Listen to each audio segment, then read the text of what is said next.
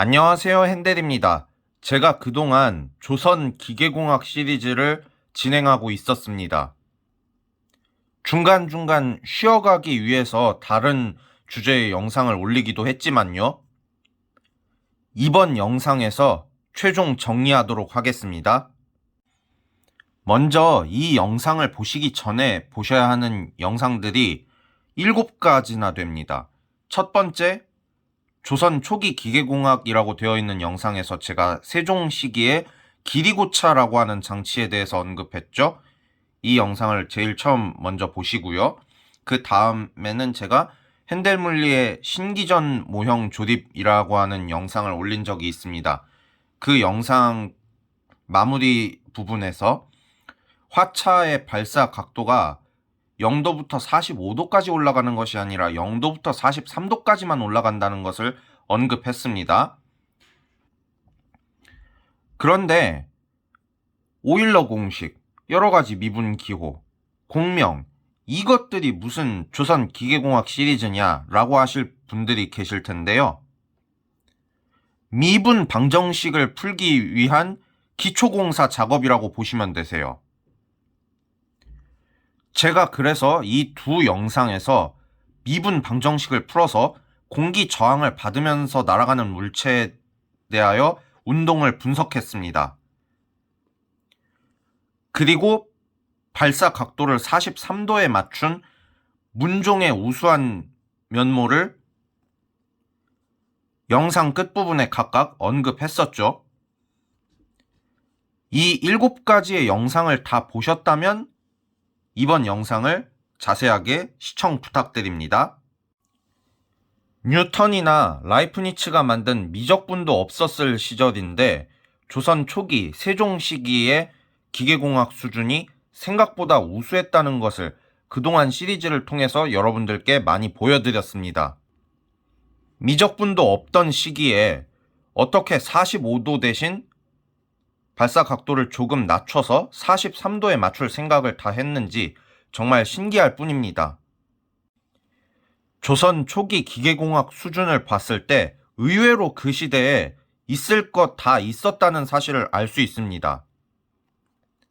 특히 세종의 아들이었던 문종이 밀리터리 쪽에 관심이 많았다는 말이 있는 것처럼 무기공학 수준이 생각보다 훨씬 우수했다는 것을 알 수 있는데요. 조선의 대포라고 할 수 있는 총통이 천지현황, 그러니까 천자총통, 지자총통, 현자총통, 황자총통, 흔히 알려져 있는 이 4가지 총통 말고도 막대기처럼 생겨서 개인이 들고 다닐 수 있는 개인 화기였던 승자총통, 오늘날로 치면 권총처럼 생긴 새총통까지 있었습니다. 새총통은 한국 사극 중에서 대왕세종이라고 하는 드라마에 고증이 되었고요. 큰 상자처럼 생긴 장치 안에 사람이 들어가서 여러 개의 총통을 한꺼번에 발사하는 변이중 화차라고 하는 장치까지 있었습니다. 이 변이중 화차라는 무기는 한국 드라마 징비록이라고 하는 사극 드라마에 잘 고증이 되었죠.